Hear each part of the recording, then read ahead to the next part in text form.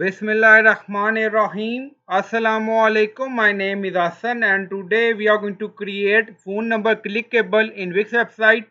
Before starting work, it's my request, please subscribe my channel. Thank you. Now back to our work. Now on page you see phone number.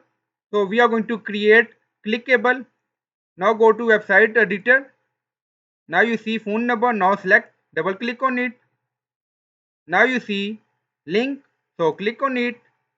Now pop up open and then you see what do you want to link to and then you see phone number. Now select, add your phone number with country code.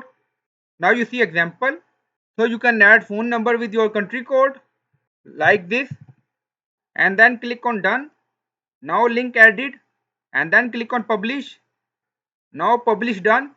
Go to website page, refresh the page.